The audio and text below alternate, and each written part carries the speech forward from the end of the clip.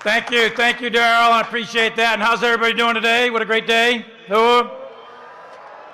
And I know, or at least I heard, that Admiral Mike Mullen is in the crowd, one of my predecessors who was chairman, but he was also the chief of naval operations. So when I say go Army, you say? Man, I tell you what, I didn't graduate. I'm just an honorary grad. That was pretty weak. Come on, class of 22. You can do a little bit better. When I say go Army, you say? Very good. That's much, much better. Well, thank you all for being here, and I want to thank also Senator Ernst and Congressman Womack up here on the dais, and I particularly want to give a shout out to Secretary Warmuth and our great current Chief of Staff of the Army, General Jim McConville. So thank you all for your leadership. And I want to thank Darrell Williams. As you know, he's going to be moving on, but he's done a tremendous job here as the soup. And Darrell, thank you for your leadership of the United States Military Academy.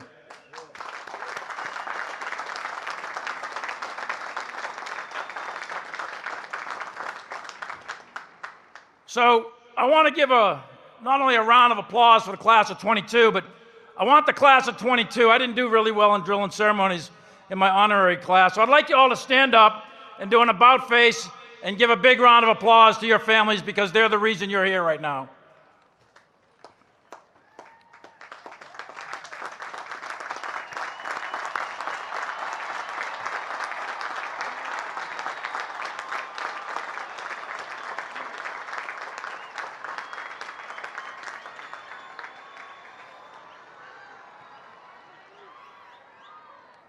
All right, now the Sergeant Major just walked up behind me. He said I have to give the command of about face and then take your seats. So about face and take your seats. Very good. They did teach us something about drill and ceremonies at Princeton, but not much. Hey, look at your class earned your motto. The first West Point class ever to have a motto in Latin. Pro multis pauci president. And I know that every single one of you, especially the 56 of you who are on the 5-year program, I know that you know what that means. For many, stand the few. So keep this phrase in your mind and close to your heart. And here you have become a team, and you're going to be drawing upon each other for the rest of your lives. And your commitment is not just to a job, it's to a calling, a way of life. Your parents today up in the stadium, they see their sons and daughters on the field before you. But your nation sees soldiers, leaders, who are going into the infantry and the cavalry and engineers, intelligence, logisticians, and all the other branches. You will be critical to the joint force. I should have said you're going in the infantry and all the other branches. Was it 136 infantry? It should be 236. We'll fix that afterwards. In all seriousness, you represent the quality that gives America our unique strength. You are what makes the United States undaunted by the difficult and motivated by the impossible. And the strength of our nation, this experiment in liberty, is captured in another simple Latin phrase that's familiar to all of us. E pluribus unum. Out of the many come one. And you are a living example of that American experiment. 112 years after West Point was founded, in the summer of 1914, a pistol shot in Sarajevo cast the world into the cataclysm of deadly global conflict, unleashing destruction on a scale yet unseen by humanity, and setting the conditions for the Second World War only 20 years later, the bloodiest war in all of human history. In fact, between 1914 and 1945, 3 short decades, the First and Second Wars laid waste to countries everywhere. 150 million people were killed in World War I and World War II, the most violent 3 decades ever recorded, all in the conduct of great power war. To give us a sense of what great power war means, Consider for a moment that 26,000 soldiers and Marines were killed in only 6 weeks from October to November 1918 in the Battle of the Meuse-Argonne in World War I. Consider also that 26,000 U.S. troops were killed in the 8 weeks in the summer of 1944 from the beaches of Normandy to the liberation of Paris. At the same time, 18,000 more Americans were killed in the Central Pacific in the Marianas Campaign, where my father was hitting the beach. In total, in that summer of 1944, 58,000 Americans were killed in action, in the air, at sea, and on land, in 5 theaters of war in only 8 weeks. That's the human cost of great power war, the butcher's bill. At the end of World War II, the leaders of 1945 designed our current rules-based international order. And we are now in the 77th year of the great power peace that followed World War II, and the structure is currently under intense stress. It will be your generation that will carry the burden and shoulder the responsibility to maintain the peace, to contain and to prevent the outbreak of great power war. When America faced its darkest days, it was West Point graduates who stood ready to answer the call. Revolutionary change is going to occur while you are in service.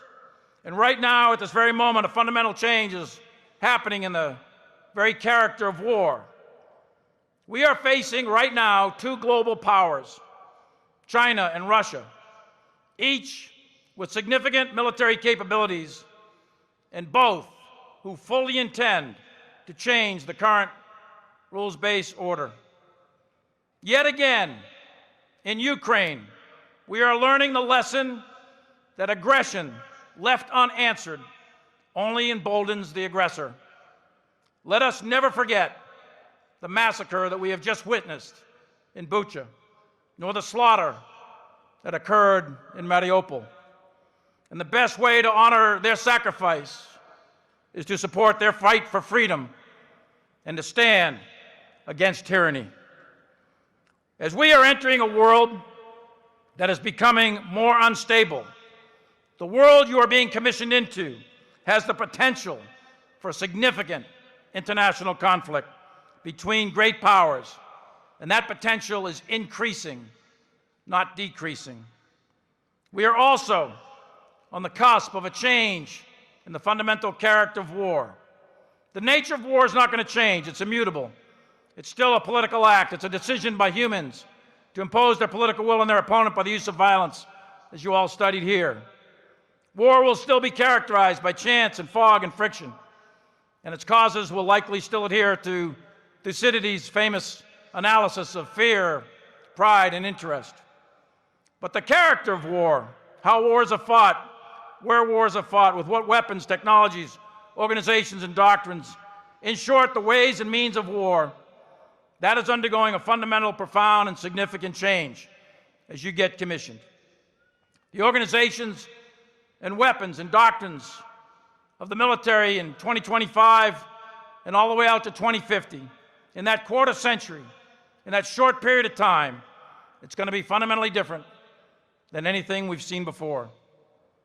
Think of the difference between the smoothbore musket and the rifle, or the rifle and the machine gun. The difference between muscle power and machine power. The shift from guidons to radio and internet. The shift from sail to steam. The shift from dumb bombs to smart bombs. That is the type of fundamental shift in the character of war that is occurring right now, and it's a result of a variety of geopolitical and economic and societal and technological developments, some of long duration and some relatively recent. Since the fall of the Berlin Wall, the United States essentially was the unchallenged global military, political, and economic power. And we were experiencing what some have labeled as a unipolar moment. That has changed. You're entering a different world. The United States is under significant challenge in Europe, Asia, and the Middle East. In Europe, we see a revanchist Russia, as we have just witnessed another invasion in Ukraine.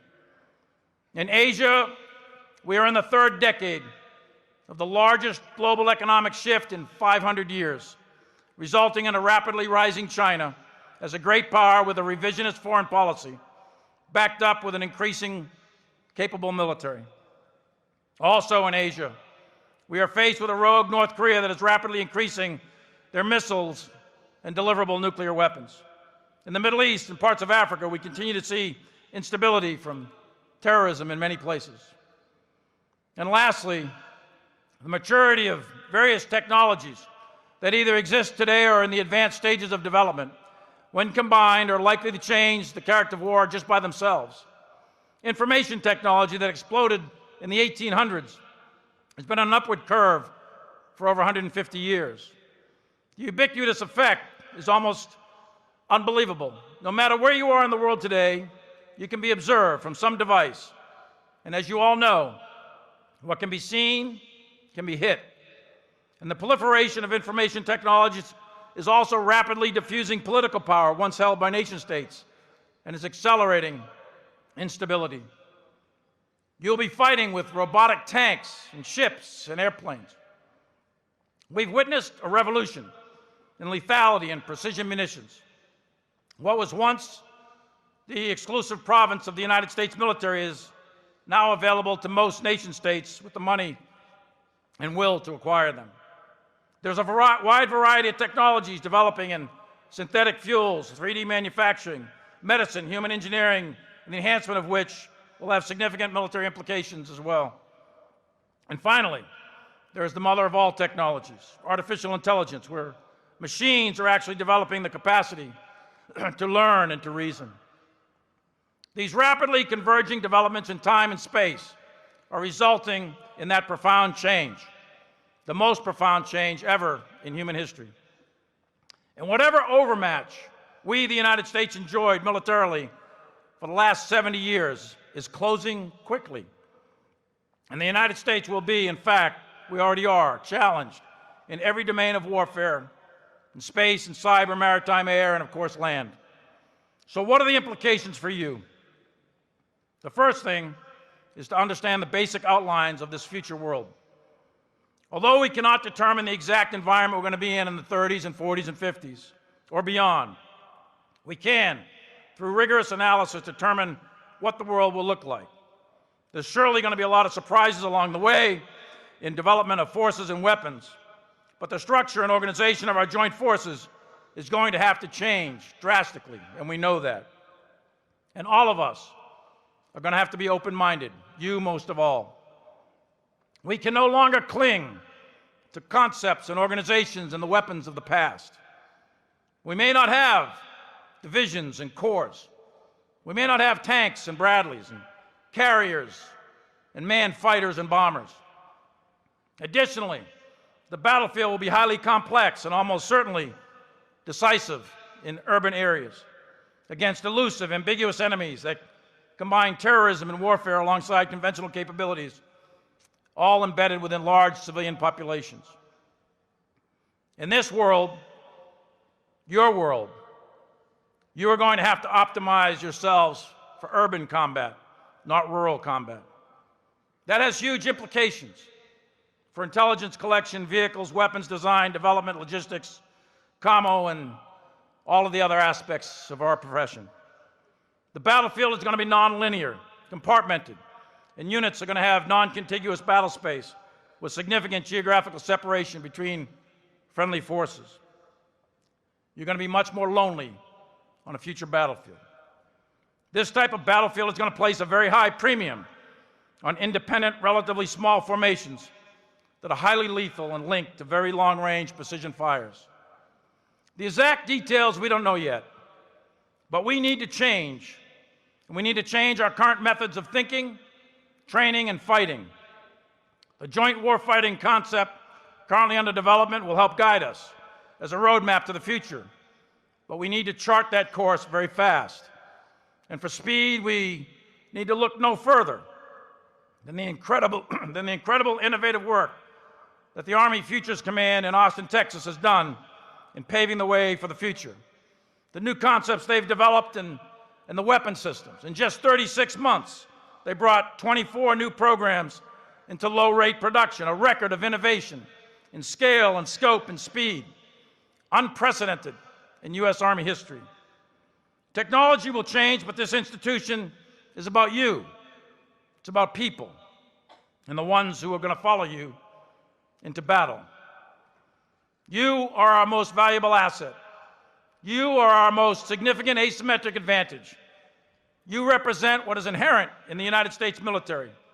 For we come from a society of improvisers, a society of tinkerers, a society of innovators and problem solvers and tech savvy at a very early age. And independence of action comes natural to all Americans. Self-starting initiative, disdain for boundaries and rules, nonlinear critical thinking, and an aggressive will to win, coupled with an eternal optimism to overcome all obstacles and achieve the objective. All of that is hardwired in our national DNA, and it's hardwired into the heart and soul of the American soldier. In the absence of supervision, the willingness to disobey specific orders to achieve the intended purpose, the willingness to take risks to meet the intent, the acceptance of failure in practice in order to learn from our experimentation. These are all the qualities that you will have to demonstrate. And finally, there is character.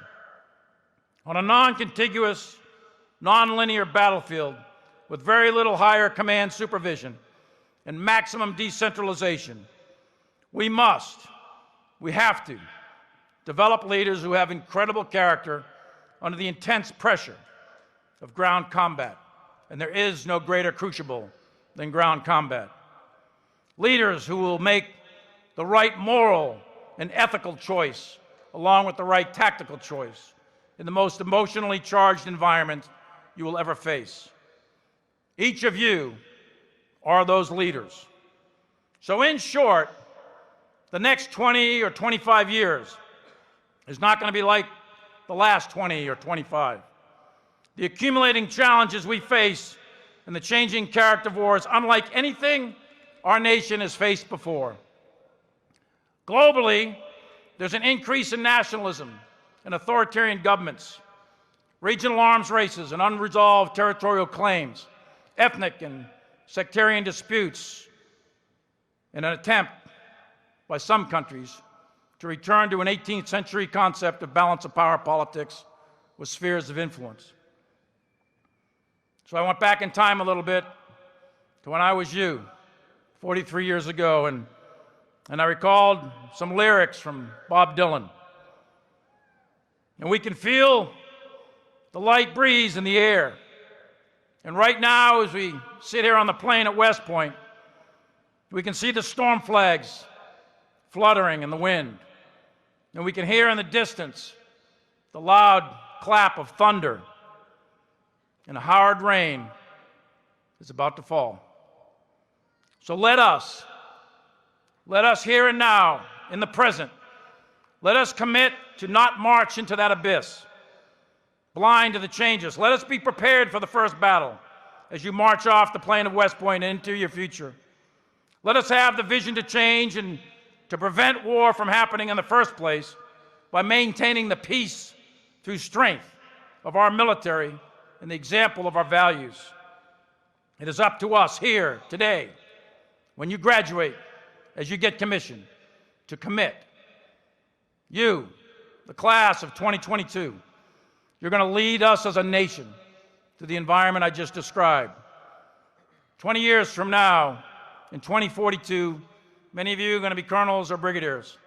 40 years from now, one of you is going to be the chief of staff of the Army and another one's going to be the chairman. But no matter how long you serve, or no matter what rank you rise to, your job is going to be to deter great power war and maintain the great power peace. Lastly, you're about to take an oath as a commissioned officer in just a few minutes. You've already taken this oath when you first entered the academy. This oath is going to be your forever North Star.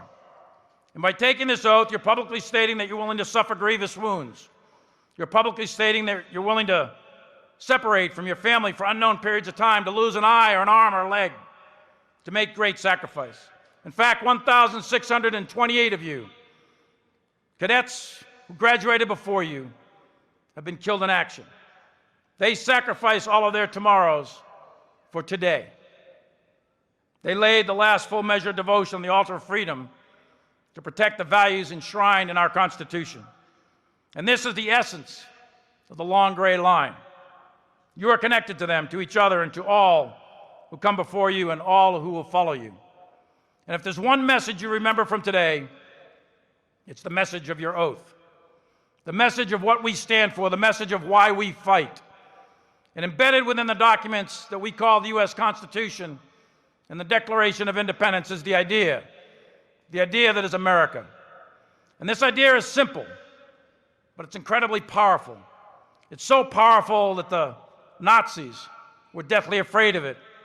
We defeated Imperial Japan because of it. The communists feared it. The Soviet Union collapsed because of it. The fascists in Italy and the terrorists of Al-Qaeda and ISIS, they hate it. They hate this idea. And we take an oath not to a person, a king or a queen, not to a dictator or a tyrant or a would-be dictator. We don't take an oath to a religion or a tribe or even a country. No. We swear an oath to an idea, and the idea that is America. So what is this powerful idea? Well, look around you as you sit in front of me. Look around you right now, and you can see that idea. Just look to your left and your right. And the idea is that every single one of you, it doesn't matter if you're male or female or gay or something in between. It doesn't matter. It doesn't matter if you're black or you're white, Asian or Indian. It doesn't matter the color of your skin. It doesn't matter if you're Catholic or you're Protestant or you're Muslim or Jew. It doesn't matter if you don't believe at all. It doesn't matter where you came from, what your last name is, what your country of origin is. It doesn't matter if you're rich or poor, famous or common. None of that matters. The idea that's in that document, the idea for which you are willing to die, the idea that's in this Constitution that has propelled our nation through some of our darkest days, all it says is that in this country, in these United States, under these colors of red, white, and blue, no matter who you are, every single one of us, by the grace of the Almighty God in heaven, is an American, and every single one of us is born free and equal. And you will rise or you are going to fall based on your talent, your merit, your attributes, your hard work, your perseverance. And you're going to be judged by the content of your character, not the color of your skin.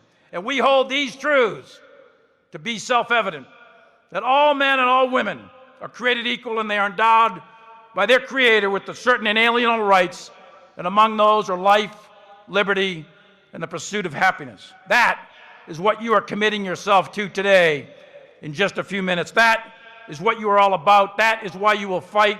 That is why you will win. And you will never, ever, ever turn your back on that Constitution, no matter what the price is to yourself.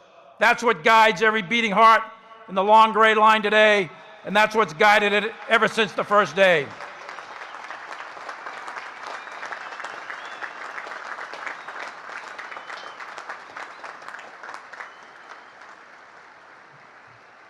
So it's now time for you, the class of 22, to take the torch and protect and defend the Constitution of the United States against all enemies, foreign and domestic. Lieutenants, we are proud of you. You have a difficult and dangerous road ahead, and no one should underestimate it. But you also have the opportunity to navigate through those dangerous roads ahead and to lead our nation's most precious resource, the young men and women who don the cloth of this nation, the American soldier. We all have faith and confidence in each and every one of you. Congratulations to you and your family. May God bless West Point, may God bless the United States Army, and may God bless the United States of America.